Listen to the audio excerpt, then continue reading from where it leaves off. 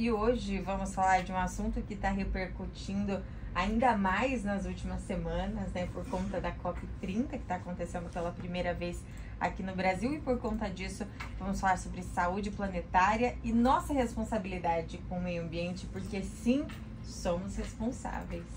Você sabia, Carol, que eu ouvi esse termo, saúde planetária na ciência, a primeira vez naquele congresso do Rio de Janeiro. Legal. Eu já sabia de pesquisas nessa área, mas não utilizando o termo, né? E foi muito importante para mim, naquele evento, ouvir sobre isso, e palestrantes muito importantes do exterior e aqui do Brasil. A gente tem pesquisas importantes aqui sendo realizadas nessa área. Essa temática é algo que vem assim me incomodando e me preocupando há algum tempo. E para a gente falar sobre isso, eu vou trazer alguns pontos principais. A urgência climática, com essa crise ambiental que a gente vem, né, passando, a nossa autorresponsabilidade e o nosso legado para o mundo. Qual é a minha preocupação? Eu venho percebendo já há alguns anos o uso degradado, o uso descontrolado, predatório dos recursos naturais no planeta. E se continuar da forma como está, o nosso planeta vai se comportar de uma forma e se transformar num ambiente inabitável, inóspito. Isso aí é uma conta que não tem como ser diferente se continuar como está. A gente já vê isso acontecendo, né? Já. Essa semana a minha filha ficou doente.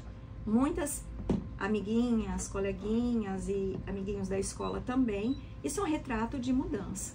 A gente tem assim ficado um pouco assustado com o nosso clima atual, mesmo em Rio Preto, que não tem uma mudança muito brusca de temperatura. Então, se a gente extrapolar para o planeta, é algo mais preocupante ainda, né? E aí, com dois eventos, um que está acontecendo agora, que é a COP, e o Earthshot Prize, que foi organizado pela primeira vez também no Brasil, me deram esse start para trazer essa temática, né? Isso começou, né, essa repercussão maior, com a vinda do Príncipe William para o Brasil pela primeira vez. Ele foi o organizador inicial desse prêmio, que busca talentos de iniciativas para preservar e trazer ações de sustentabilidade, de recuperação do nosso planeta, né? Então, pesquisadores, cientistas, pessoas que são engajadas com esse movimento. E foi aconteceu 5 de novembro, aqui no Rio de Janeiro. E por que ele trouxe esse evento aqui para o nosso país? Ele, em entrevista, disse que o Brasil é um país líder em ações ambientais. Então, para ele seria muito importante trazer o evento no meio do prazo que existe, num limite, né, de 2020 a 2030, para que tenham ações reais, transformadoras, que possam realmente repercutir no nosso planeta. Então, existe essa missão desse prêmio, que é identificar talentos que possam trazer soluções, né? Em 10 edições precisa chegar nesse ponto de mudança no nosso planeta. Esse prêmio tem 5 categorias e cada vencedor ganha 7 milhões, é uma quantidade grande para continuar investindo no projeto. E uma empresa no Brasil foi ganhadora de uma das categorias, que é a empresa ReGreen, dentro da categoria Proteger e Restaurar a Natureza, para um trabalho de reflorestamento que vem recuperando as florestas tropicais com auxílio da IA e de dados de satélite. E de tudo que o Príncipe William vem fazendo, como ele usa o posicionamento dele de destaque, né, como um príncipe, herdeiro de um trono, para engajar transformação no planeta. Ele utiliza isso, principalmente buscando olhar para o legado que a mãe dele deixou. Sim. De olhar para causas humanitárias urgentes. A princesa Diana era um símbolo de preservação ambiental. E ele deu uma entrevista para o Luciano Huck que foi muito interessante, e eu vou trazer 2 frases dele para a gente finalizar esse assunto desse prêmio, que podem trazer reflexões para a gente finalizar a nossa coluna, né? Que foram as seguintes. Quero deixar para os meus filhos e para as outras pessoas um mundo melhor do que eu vivo hoje. Ele disse que a geração dele não teve essa preocupação, que agora está iniciando, e isso acarretou todos esses desastres que a gente vem vivenciando há muitos anos. E a outra frase, é nossa obrigação cuidar daquilo que somos responsáveis. E aí eu trago a COP30. A COP30, ela iniciou com a ECO 92. Então, a COP30 foi o grande legado da ECO 92, que foi a primeira conferência mundial que trouxe líderes importantes de todo o mundo para discutir a primeira vez questões de clima do nosso planeta. A COP30 está acontecendo agora em Belém, dentro da floresta amazônica, né, na área da floresta amazônica. Começou no dia 10 e vai até sexta-feira. E é a primeira vez que a COP é sediada no Brasil. E isso traz uma importância crucial no olhar de preservar ecossistemas, um ecossistema tão importante como a floresta amazônica. Então, por isso, trazer a COP para essa região, né? E eu vou trazer um pouquinho dos números que estão acontecendo, que estão sendo atualizados na COP e que a gente também vivencia. A COP30 é um ponto-chave de virada, que cedia simbolicamente uma região que é importante para o nosso planeta, o planeta todo. E essa região, ela precisa ser conservada de forma urgente, porque vai acarretar mudanças na vida de todo mundo. Porque o que muitas pessoas observam ou vivenciam é que é como se o problema do planeta estivesse lá e não aqui.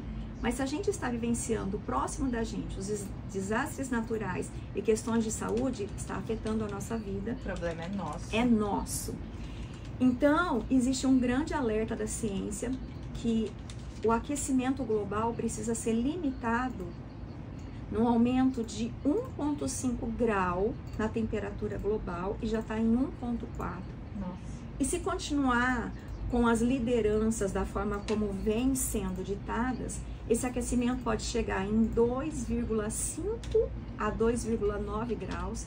A vida com essa temperatura aumentada é inviável aqui no nosso planeta.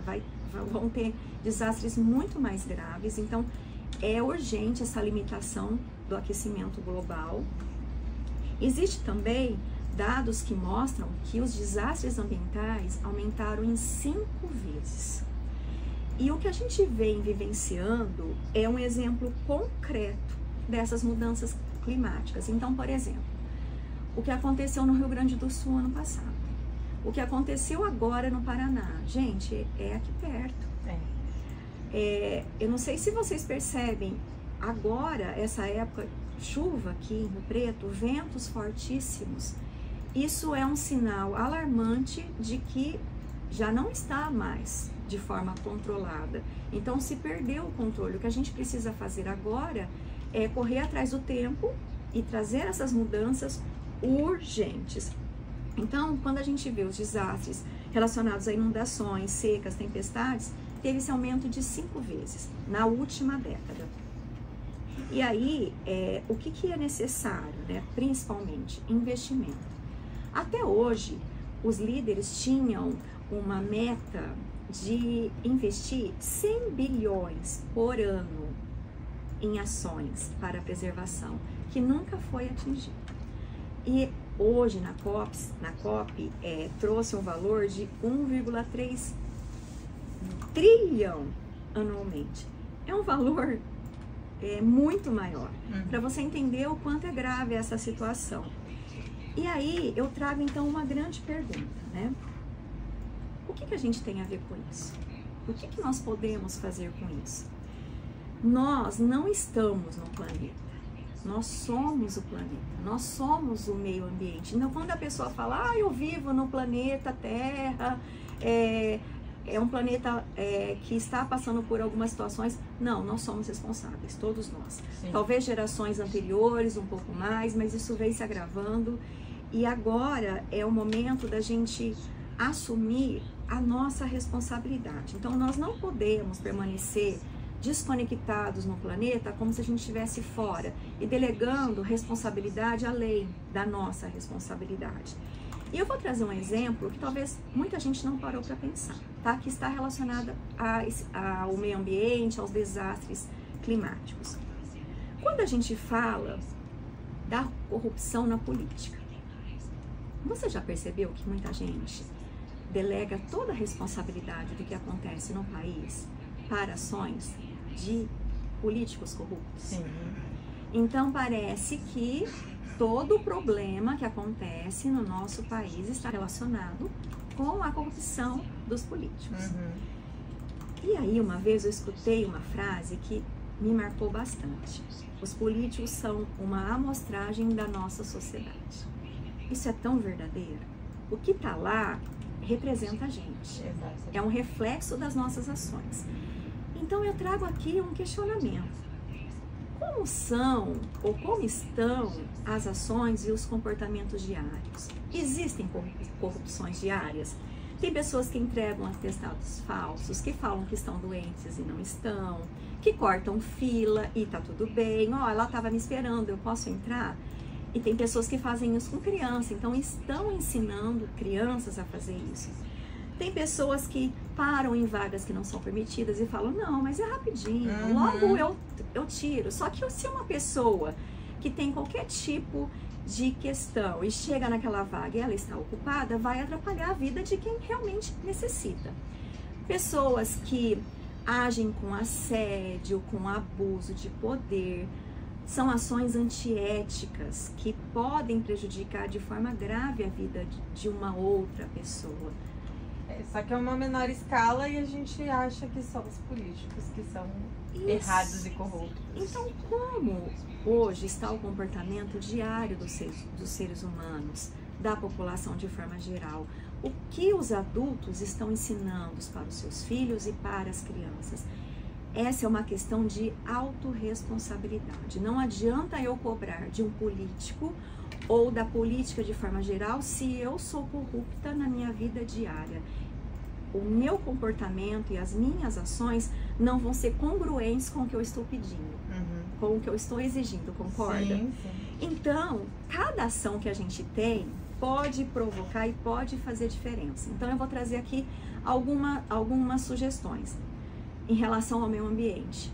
Não deixar a luz acesa, fechar a torneira, não ficar gastando água, lavando o carro, lavando garagem de forma desnecessária, fazer a transição energética, separar o lixo, fazer reciclagem, separar o lixo. Tem pessoas que fazem compostagem, se alimentar de forma equilibrada, evitando desgastes, desperdícios. Então, aquela utilização sustentável, apoiar a agricultura familiar com menos agrotóxicos, que hoje se chamam defensivos, né?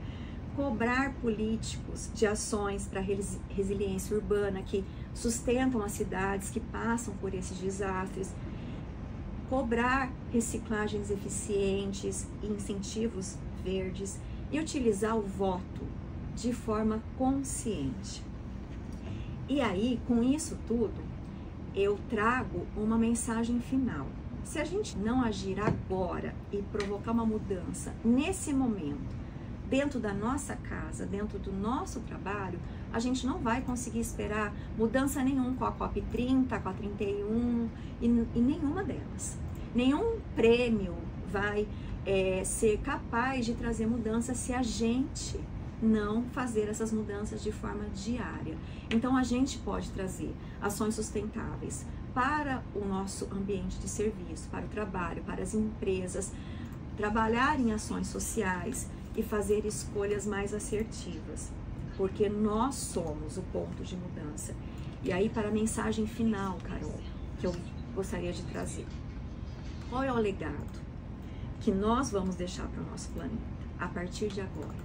Qual é o legado que você vai deixar para os seus filhos, para os seus familiares, para o planeta? A gente precisa falar de posicionamento e de legado, porque se a gente não pensar que nós temos familiares e um planeta para zelar, porque nós somos esse planeta, não existe nenhuma possibilidade da gente continuar aqui. Perfeito, perfeita coluna, perfeita análise com dados e dicas, conscientização. Acho que é isso, né, doutora? A gente vem falando e o que a gente pode fazer é passar informação, né? A nossa missão é passar informação para que as pessoas se conscientizem cada vez mais e façam o seu papel. Dá para fazer o seu papel dentro de casa, dá para fazer seu papel como sociedade, enfim, a gente consegue, fazendo um trabalho de formiguinha, um dia chegar lá. Todo dia. Carol, a gente começou essas mudanças importantes na nossa casa na pandemia. E foi assim, crucial. Foi antes e depois disso. E é um dado que eu já falei aqui e que eu reforço. Desastres ambientais repercutem drasticamente na nossa saúde mental. Com certeza. Então só vai piorar se a gente não fizer nada agora. Sim, com certeza. Maravilha. Muito obrigada, doutora. Até semana que vem para um programa super especial, né? Carol, eu vou ter uma convidada tão especial aqui. Tô super feliz e eu acredito que os nossos ouvintes vão gostar muito. Com certeza. Então fiquem ligados na semana que vem, que vai ser um programa para lá de especial aqui no Saúde Integrativa.